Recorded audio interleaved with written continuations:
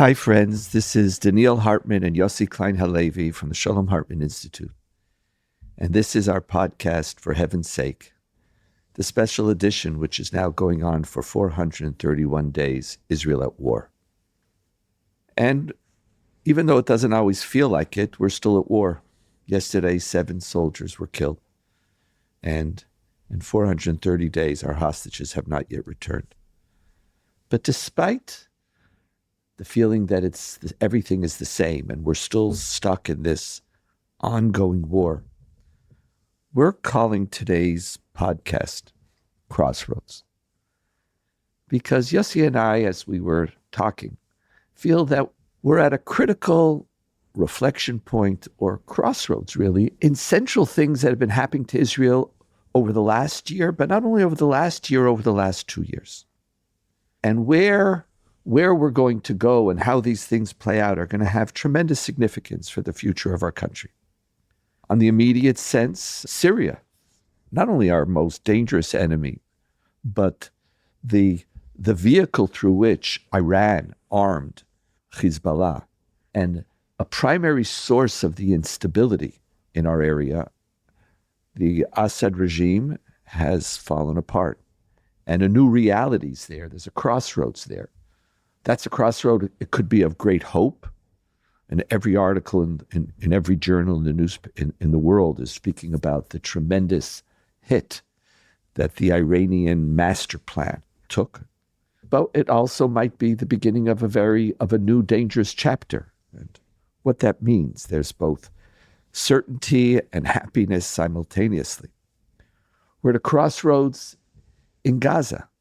There's conversation in a more intense way about the return of many of the hostages or the hostages. And it feels like something else is in the air. Things are coming together, both from the governments. I hear Netanyahu speaking differently. I sense it. Hamas is speaking differently, in no small measure because of all the changes and victory in many ways that our army has provided us. But with that, there's going to be a huge crossroads in dealing with Gaza, because a hostage deal is going to entail some ceasefire, whether permanent or temporary, and what's temporary could become permanent. Remember, in Lebanon, it's also a ceasefire. And we're going to have to talk about what do we want to do in Gaza. We're at a crossroads of having to talk about these questions. We're at a crossroads, in many ways, on the attack on Israel's judiciary, which started 2 years ago. And as Yossi, you spoke on this podcast, and many have argued, that one of the major purposes of the judicial reform was to put in place a Supreme Court and attorney generals who would cancel Netanyahu's trials. Today, Netanyahu is on trial. He's standing on trial. So in many ways, the system held, but we're at a crossroads because it hasn't been resolved. There's attacks on the judiciary precisely because of the trial, because Netanyahu was forced to testify and the delays weren't taken. It's a crossroads or maybe a boiling point. This is such a, I don't want to use the word interesting because that's a curse, but there's so much on the table now. Gaza, the future of Gaza, settling Gaza, withdrawing from Gaza, hostages, the end of the war. Lebanon has changed. Syria has changed. Iran, and now the judiciary reform. And I just want to open up that I feel we're entering into a crossroads. And I want to talk about whether Israeli society is prepared or even thinking about this. Just this reality it's important to state it. What's your take on this reality? Is it similar, Yossi? Do you feel differently? What are your emphases at this moment? Before we get to unpacking the crossroads, and you're right, this can go wrong in many ways. The upheaval in Syria, the situation in Gaza and the hostages, the ongoing march of the judicial legislation. Nothing has stopped. But before we get to the complications, I feel this need for a change, to be optimistic. 1 second. Can we stop for a moment? You want to savor the moment. I want to savor it. It's like I've been waiting. I felt like I've had to carry this. It's so This is it. So welcome, now, welcome, yes, Yossi. yes. And now I'm cautioning you, hold off on the pessimism for a moment. No, And there the was no complications. pessimism. I'm just reflective. Okay. The complications. And let's just savor this extraordinary moment. And this is an extraordinary moment because of a convergence of both the way in which the external threat along our borders has unraveled this week and the way that Israeli democracy has, at least for now, been vindicated. Now, you began by speaking about the last 2 years.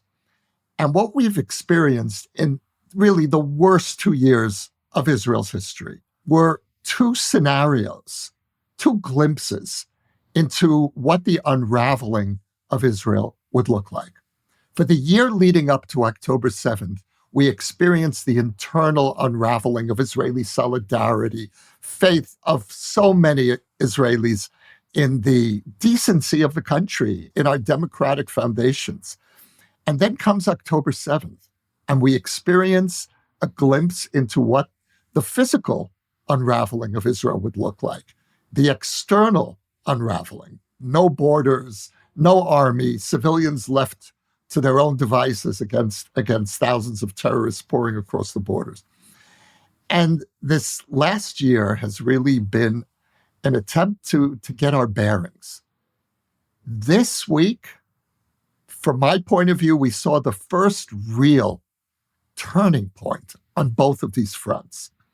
Now, in Syria, the collapse of the Assad regime is the end of the siege that Iran succeeded in surrounding Israel with over the last years.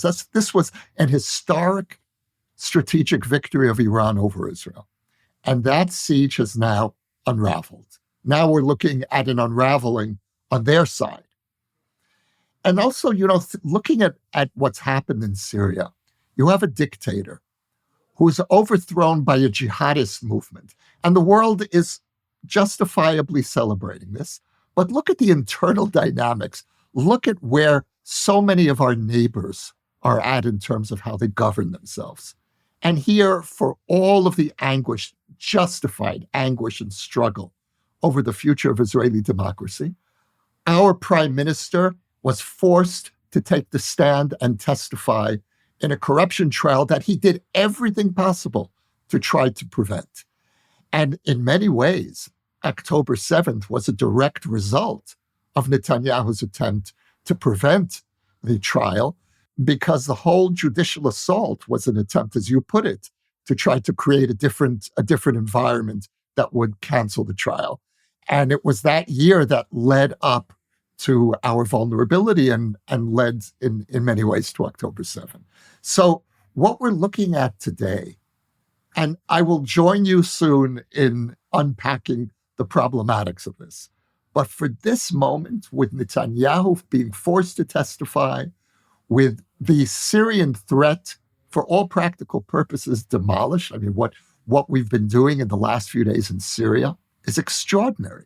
We've destroyed Syria's military capability. And so this is a moment where I feel, and I realize this now in retrospect, this is the first time in 2 years that I feel I can breathe a little bit. And so, wow. If I'm not, it's not quite a celebration, but breathing is its own joy. Yeah, breathing is a good thing. Breathing is a good thing. And I appreciate it. For you, the first issue is always Iran, and the second and the third issue has always been. And then the fourth, fifth, and sixth is Israeli democracy. Is Israeli democracy. And while the Iranian nuclear threat hasn't been mitigated, and it's possible that it's even, again, this is beyond my pay grade, but it's still there. It may intensify. They may try to make a run for the nuclear threshold now. Right, and the nature of nuclear weapons, again, I've always felt is these are the weapons that no one ever uses, and the whole Iranian strategy was to develop a way to destroy Israel over 50 years without having to resort to nuclear weapons. And that whole card, that attempt has been completely unraveled. They developed a phenomenal strategy, and both with our military ability and also some luck. It wasn't all, even though Netanyahu took credit for the Islamic jihadists overtaking of Syria. That's quite an interesting stretch, by the way. Yeah, it wasn't our soldiers, it wasn't the army, it wasn't the Mossad. It was like, I don't know what exactly. It was him and Sarah, really. What a team. But somehow, somehow that it's fortuitous. This is a moment, it's true, that one element of the danger has been removed. And if we think about it, the people in the north could maybe go home with more comfort. Because even though we spoke about the fact that Hezbollah has still the ability to attack, and the fact that they can't rearm themselves with that immediacy, and because the Iranian route through Syria is blocked. That was the primary place. Extraordinary. It is. We're not the center of their problem right now, as one of my colleagues said. I asked this person who was extremely knowledgeable, how dangerous is Syria going to be right now? And his assessment was, they have so many problems they have to deal with now. But the fact also that Israel was able to destroy so much of their weaponry, because we weren't fighting an army. They were stationary. We also, I understand, took out their navy. It's just been a remarkable shift. So Yossi, I want to give you your optimism. I embrace it. And it's true. And it's also important. It's been such a hard year. It's not bad forget smiling, when we could breathe. And that's clear. And what I want to do, the analysis is not to take away the optimism. I just want to understand. I want us to see what we're facing. So on the one hand, there is optimism. And I think you're right. In the street in Israel, there are some smiles. There's a feeling, of stuff. Like we got a lot of stuff done. A lot of pieces have been taken off the table. But there are now other pieces in this crossroads. Right. And for me, there's really three primary pieces. Two are connected and one is different. The two that are interconnected, are the hostages and the war in Gaza. And the second one is judicial reform. And I want to start with, even though I think it applies to both, but I want to start, if I can, with Gaza. We've been continuing, we are a country which loves the status quo. And once we get in the status quo, we think it's self-evident, and that's what needs to be preserved. So we've entered into a status quo in this war. War has never been a status quo in Israel. They're short. We bring our soldiers home. We've got into a status quo of a continuous perpetual war. And we've gotten used to it. So now it's less intense. Yesterday was a terrible day. But the numbers of soldiers who are being harmed every day is decreasing dramatically. In no small measure also because of the way Israel is pursuing the ends of the war. It's not attacking on an ongoing basis. And most of what we needed to do in Jabalia has been completed for now, and we're not picking the next Jabalia. So in that event, we're sort of getting used to it. And when you look at the polls, more and more Israelis are even saying, yes, I'm willing, we should resettle Gaza, or military occupation of Gaza should continue. It's still a minority, though. It's growing, you're right, but it's still a minority. I'm not sure, Yossi. The settlements are in the high 40%. The continued occupation, I'm not sure. But put it this way, it's not an insignificant number. Israeli society, a large part of Israel is, okay, we could live with this now. The number, this is feeling like, let's make Gaza into Judea and Samaria. So for some, Gaza being Judea and Samaria is the army having a presence and having intense moments of attacks whenever necessary. For others, Judea and Samaria is promised land, let's resettle. It's sort of, let's bring Gaza back into the Judea and Samaria equation and reverse the 2005. But we're coming to a moment where the hostages aren't going to come back if the status quo remains. So we might be able to keep our troops and control of the Philadelphia corridor, but there has to be a shift. Again, I don't see Hamas They're quite resilient, and even though, Sinwar has been killed and Def has been killed, they're not folding, and they feel that they have a pressure on Israel with the hostages, and it's true. That pressure is getting higher and higher and higher. And because we know that every day somebody's, you talked about breathing, they can't breathe. And we know that. And the weight of their reality is sitting heavy on us. And so something's going to happen. And I feel that there's a process that's going to come into play, and Israeli society has never talked about it. We've sort of in status quo mode, but we haven't talked about. So what's your future? Where do you want to go with this? So let's look at the deep aversion to changing the status quo, which is so much a part of the Israeli psyche, as you pointed out. And to some extent, it's understandable. At least on the Palestinian front, it's a result of having seen one Israeli option after another blowing up in our faces. First, it was the Oslo peace process, which ended in, well, I would actually take it, for me, I would take it back to the first Intifada of the 1980s, when the dream of greater Israel and security ended with the first Intifada. That was, for many of us in our generation, the first Intifada was the moment of deep disillusionment with the promises of the right to bring security. The promise of the left to bring peace ended with the second Intifada.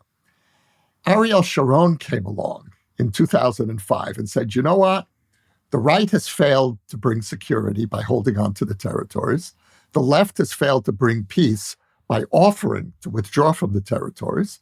So I'm going to do a different approach, unilateral withdrawal. I'm not going to negotiate with the Palestinians. There's no deal to be had with the Palestinian national movement. They don't accept our legitimacy.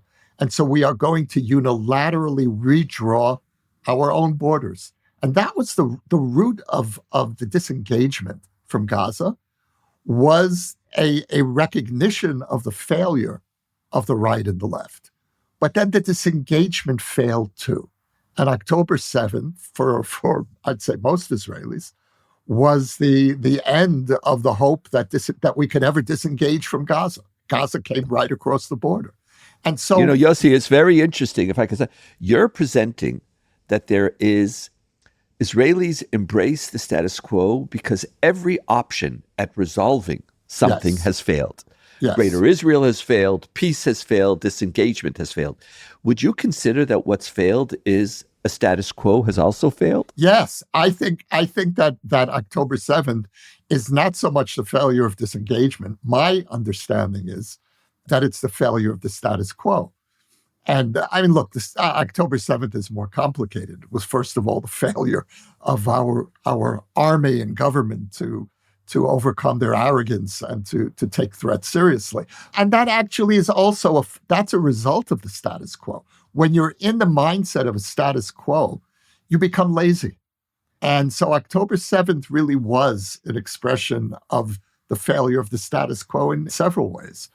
So, yeah. So that's interesting. That laziness is part of what, a week ago I spoke about warfulness, but there is a certain, we're at a crossroads where we're not going to be lazy anymore, or we're not going to be allowed to be lazy. But I think we're still being lazy, because where we're being lazy is that we're letting external forces force our hand instead of taking control.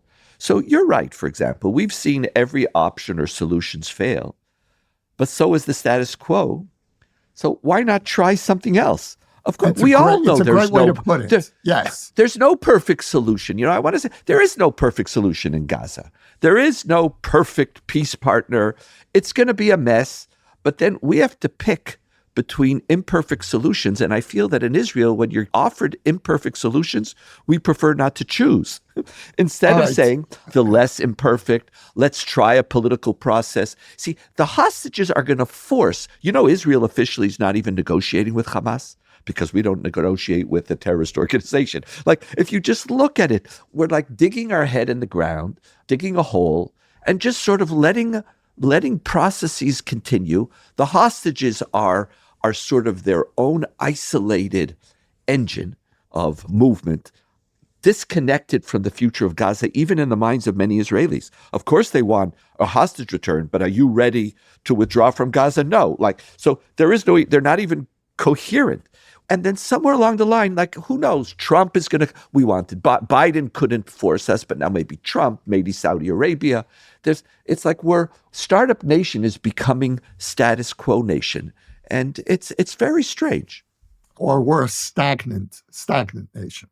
And I agree with you about the need to overturn the status quo, but bear in mind, Donniel, that there's a danger there.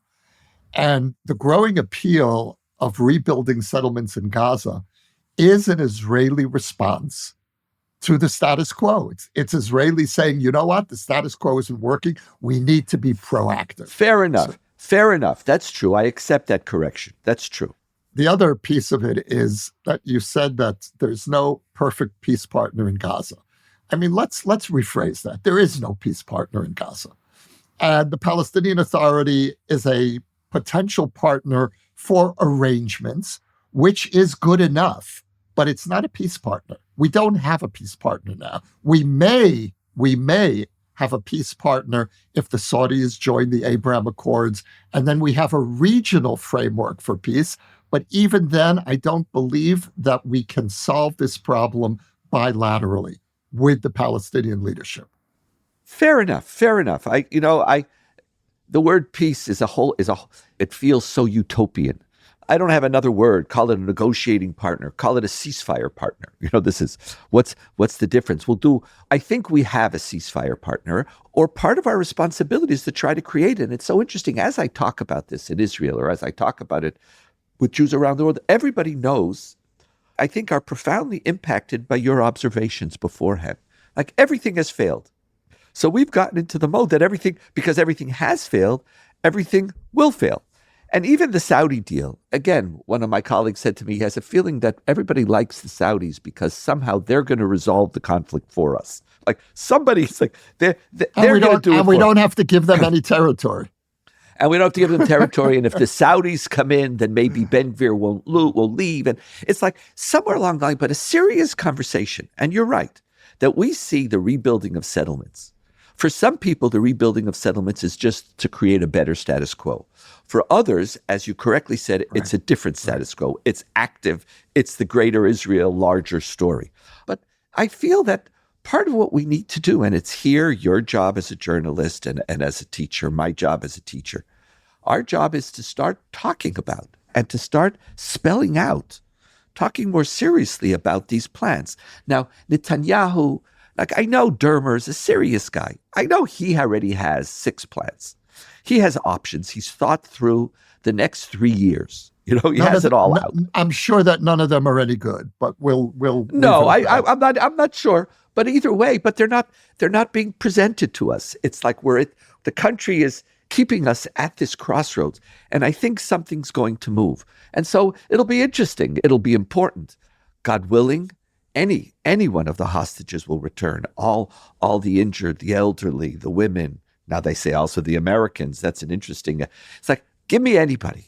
Give us anybody. And I believe that process will change. And then we're going to have to see how Israeli society, it's not going to be easy for us, how we begin to have to develop a new narrative of what we're doing.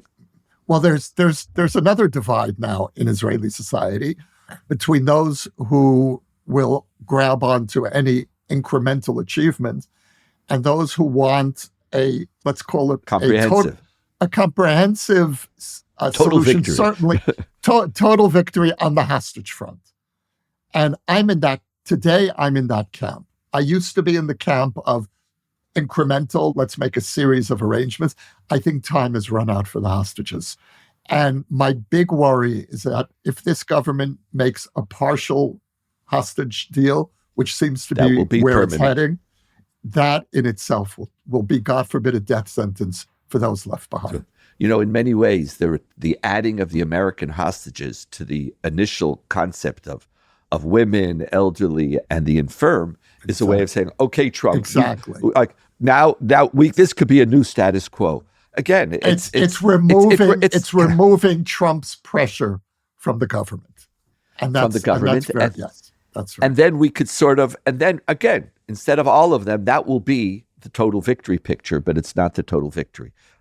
Let's talk just a little bit before we conclude about the crossroads of the judicial reform. Now, you were right. It's true. Whatever was tried to derail the system, to change the environment, to change who's the attorney general, to change or to even get a Supreme Court to cancel the trial, or as the Supreme Court decided recently that Netanyahu has to testify 3 times a day. He then went and said, give me 2 times a day, 3 times. All this, I can't. He's there. The attempt to overhaul and to politicize our judicial reform, the checks and balances are functioning. But there's huge pressure right now because Netanyahu is not speaking now about just merely about, there's a group of liberal men controlling the Supreme Court, which was never true, by the way. But now he's able to portray himself as the victim of, look, I'm the prime minister in one of the most dangerous times in Israel, 3 times a week. You couldn't do it 2 times a week. He had this horrific press conference in which he lashed out at the system, which is basically the system of law portraying himself as the victim. His armies, you have the just no Netanyahu and the just yes Netanyahu coalescing. And part of what was remarkable last year, it wasn't in the pre-October 7th, in the 2023 judicial discourse and debates, is that there was a debate about the nature of the country, democracy, the values we care about, human rights. And at this crossroads where the Supreme Court and the rule of law is on the table and we have a whole slew of legislations coming up, I'm feeling that there is no ideological debate. It's all becoming tribal again. It's the just not Netanyahu and the just Netanyahu. I feel that when it's presented that way, we again don't have an ideology. We don't have a pathway forward. It's just whoever has more pressure. And right now, Netanyahu has more pressure because we're not bringing people out into the streets. People come out in the streets when there's ideology. So this crossroads is also interesting. Look, I appreciate your frustration in the cheapening of Israeli discourse, but that doesn't change the fact that so long as Netanyahu is prime minister, nothing can move forward, certainly not the kind of healthy discourse that you're speaking about. Netanyahu is a stopgap. He's a block on Israeli creativity, on our ability to begin to heal. And he creates such bitterness and such divisiveness that it's astonishing that we're here we are, we're still talking about him 17 years into his reign. There is no precedent in the democratic world for a leader, a democratically elected leader, to remain for 17 years. And if he once reflected the will of the people, and he certainly did, he lost that on October 7th, as every poll has shown since then. And so we're at a point now, Donniel, where you're right. It's really come down once again to a referendum over Netanyahu, but that referendum has to be seen through. Right. The only place where I have a slight disagreement with you is that I go back to 2023, and even though Netanyahu lowers the nature of political discourse to being all about it's either me, Papa, or King Netanyahu, or insecurity, the reality is that we on the street took control, not just of the issue, of power, but we took control and elevated the conversation. There were some who were just not Netanyahu, but the demonstrations rose when we gave people a vision. And I've been speaking with a number of politicians in Israel and leaders of parties, and unfortunately, they're all following the Netanyahu playbook, and they're not looking at the success of the judicial reform. Success of judicial reform shows that you can elevate the conversation. The success of the judicial reform debate, right? Or the demonstrations, the anti-judicial reform. Thank you. Right. And when you do so, people come into the streets not out of what they don't want, not out of a negative, not out of a hatred, but because there's something they want to fight for. And I would say that at this crossroads, right now, that so many things are changing, that we have to find, whether it's in Gaza, whether it's in judicial reform, that we can't allow Netanyahu to lower the debate because that's where he's going to win. I agree with you that at the end we're going to need judicial, we're going to need government democratic transformation. The Israelis are going to have to vote. And how they're going to vote is going to be up to us. You know, you can't fetch all the time because we do have a functioning democracy. Nobody's stealing the elections. Nobody's denying them. We're voting. So the next time in the fall of 2026, we're going to have our chance. But it's when people think that you should speak down. Danielle. Too late. Doesn't matter. I don't want to ruin your optimism, but that's when it is. But Yeah, like well. I just want to call at this crossroads for it's our time. It's your time, Yossi, as a writer. It's our times as teachers. It's our time for the Hartman. Forget partisanship. It's about your vision for Israel, your vision for Gaza. Let the conversation begin. And let's take responsibility for that conversation. Last comment, Yossi. Yeah, I'll give you an example of where I think that elements of the anti-government camp are losing the conversation. There's a new billboard campaign from Peace Now saying, "We will not die for Gaza settlements." And I hate that slogan. Matan Kahana, member of Knesset, close to Naftali Bennett, former pilot, religious Zionist, quite right-wing, gave an interview the other day where he said, for me, Gaza is part of the land of Israel. I believe in settling Gaza. But to talk about settlements now, when Israeli society is so torn, and we know what that will do to Israeli society. He said, I am calling on my fellow right-wingers to leave this issue aside. Now, it compared that language to Peace Now. And really, where Peace Now will lead us is every camp in Israel is going to say, these are the issues that I'm not ready to die for. I'm not going to die for your cause. You're not going to die for my cause. That's the end of Israeli society. And so when we talk about elevating the discourse, I offer Matan Kahana versus Peace Now. Fair enough. But that's also not enough. It's not enough to say, I'm for settling Gaza, but let's not talk about this now. Really? Let's talk about it now. Talk about it, but we're at the crossroads now. What you're waiting for is, let's not talk about it. We'll talk about when? Tomorrow?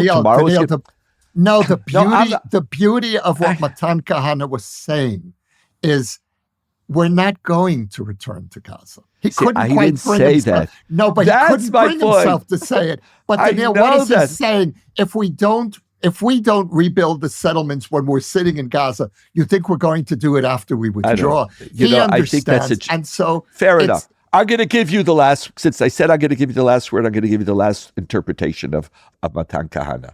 Let's leave it at that. If we both agree that we shouldn't, okay, let's leave it there. No, you know what it is, Donniel? What we need is a generosity of spirit. We need to place the cohesiveness of Israeli society above all of our partisan goals.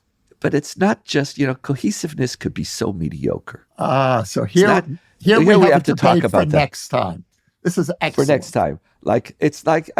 Okay, maybe I'm being so naive. Maybe cohesiveness that's high enough. Either way, Yossi, it's a crossroads. Who knows where we're going to be next week? Yossi, wonderful to be with you.